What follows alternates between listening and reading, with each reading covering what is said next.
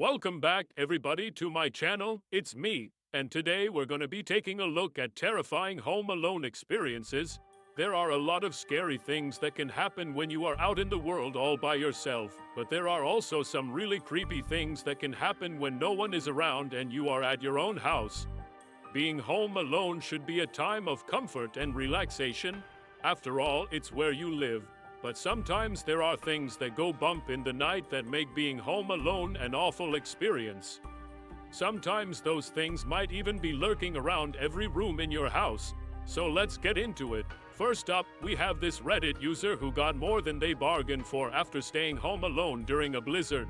I was home alone in my first apartment during a blizzard and I didn't think much of it until the power went out. The wind was howling outside, so I lit a bunch of candles and tried to make the best of it. About an hour later, I heard what sounded like screams in the walls, right above me. I lived directly above the only liquor store in town, which was closed for the holiday. Of course, I thought it was just the wind, so I tried to go to sleep. Around a.m., the screaming started again, and it was coming from inside my closet. I immediately freaked out and called my boyfriend, who talked me down. He told me that if it continued to make noise, I should open the closet door and check. So I did. There was nothing there. I checked again later in the morning after and still nothing. Maybe some pipes or animals, I thought. Fast forward to last night, another blizzard came through and the power went out again. This time I decided to stay with a friend instead of braving it alone in my apartment. That was smart because it turned out a few hours later that the noise in the walls was actually a water pipe that had frozen and burst. Sometimes it's better to spend the night somewhere else. In our next story, we have this Reddit user who woke up in the middle of the night to something very strange. I used to wake up randomly in the middle of the night and for a brief second hear what sounded like a whisper right next to my ear. It was never anything coherent and it was always in a different language. I'm pretty sure it was Latin, but it could have been Arabic or some other language. It was always a very guttural whisper. I've lived in several places now and I've never experienced it anywhere else. I have asked people who have lived in the same place and they say they've never experienced it either. I don't know if it's a psychological thing or what. I've had many other strange experiences at that place. I'd say it's haunted, but it doesn't seem to be a malevolent spirit.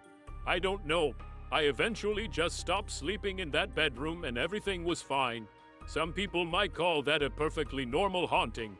If you can avoid the whispering voice, then it won't bother you too much. In our next story, we have this Reddit user who found a rather unexpected house guest while they were living in their grandmother's home. I was living with my grandparents for a little while when I was 21. My grandmother was in a nursing home after suffering a stroke. My grandfather was terminally ill and bedridden. While I was helping out, I heard scratching sounds in the vents of the house. One day I saw a small hole made in the side of the vent cover. I assumed it was mice, so I set traps. A couple days later, I found the traps had been triggered, but no mice were caught and there were no dead bodies. Then I started finding small pebbles in the bed, in the drawers, on the window sills. I began recording a video of the house with my phone and there he was. It was a gecko. It must have snuck in through the hole in the vent and made itself at home. I showed the video to my grandfather, who was able to crawl out of bed and whack the gecko to death with his walker. The moral of the story, don't assume it's mice.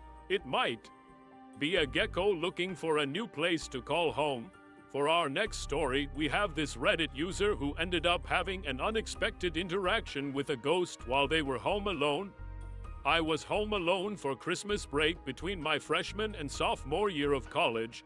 I was in my room on my laptop watching a movie when I heard someone clear their throat very loudly. I assumed it was my dad since he's got quite the loud hacking cough. I yelled out, "Dad, is that you?" And I got no reply. I shrugged it off and went back to my movie. A few minutes later, I heard the loud throat clearing again, and I distinctly heard a voice that was not my father's say, "Yes." Startled, I quickly looked around my room and yelled, "Who's there?" To my horror, the corner of my bed started shaking violently. It shook so hard that my laptop slid off the bed and onto the floor. Needless to say, I noped out of there and spent the rest of Christmas break at my aunt's house. Turns out the ghost was a little girl who died in that room a long time ago. My mom said that the shaking of the bed was her way of interacting with me. She wanted to play. She was just lonely. Well, that's certainly one way to make a new friend. In our next story, we have this Reddit user who found a creepy doll in their new home. We bought a house about 4 years ago. It was built in the 1960s and looks like it had been well taken care of. In the master bedroom, there was a full-length mirror with an old vanity table beside it. The mirror was huge and made of plate glass, which I removed. As I was prepping the room for painting, I noticed what appeared to be a small button sewn into the fabric of the vanity below the mirror. At first I thought it was just a decorative button, but then I realized it was attached to a string, so I pulled on it.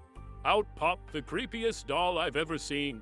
It was obviously handmade with a yarn wig and buttons for eyes. It was dressed in a little pinafore and a nightgown. I threw it in the garbage without showing my husband. 3 nights later, I awoke to him yelling and making a run for the bathroom. When he returned, he told me how he'd woken up in the middle of the night to what he thought was me getting sick. He'd gone to the bathroom and returned to bed without waking me. But then he felt something brush against his leg and he looked down to see the doll sitting on the bed smiling at him. Both of us were grossed out and we got rid of the thing. But we still wonder where it came from and why it was controlling our dreams. Maybe it wanted to come back with you to your new home and join the family. And in our final story, we have this Reddit user who found out the hard way that you shouldn't talk to strangers. I was maybe 12 years old and I lived in a 3-story house. My bedroom was on the 3rd floor and one night I heard footsteps above me. I lived alone with my dad and he was downstairs watching TV. I remember distinctly hearing what sounded like heavy footsteps dragging metal moans. I got really scared and started yelling for my dad. Those footsteps and moans stopped. I waited a bit and then those footsteps and moans started up again. They were definitely coming from the attic, which was completely off limits. I ran to my dad and told him about the noises and he just laughed and said, "Stop being silly, you're just hearing things." So I went back to my room to read a book. A few minutes later, I heard the footsteps and moans again. And then I heard someone clear their throat really loudly right next to my bed. I screamed and ran to my dad and begged him to come with me to listen. He followed me into my room and listened at the door, but he couldn't hear anything. He rubbed my shoulders and said, "It's okay, it's just the house settling." Then he left. I laid in my bed crying, convinced that there was a murderer or a ghost up in my attic. A few minutes later, I heard the footsteps again. This time I got out of bed and slowly walked toward the attic door. I opened the door a crack and leaned my ear against the cold wood. Footsteps. I ran back to my dad and told him. He looked annoyed and followed me to the attic. The footsteps stopped as soon as we got to the door. Again, my dad laughed and said that there was nothing. Up there, he unlocked the door and stepped inside. I stood at the bottom of the ladder and asked, "Are you sure?" Then I heard a voice say, "Sure." I screamed bloody murder and scrambled away as fast as I could.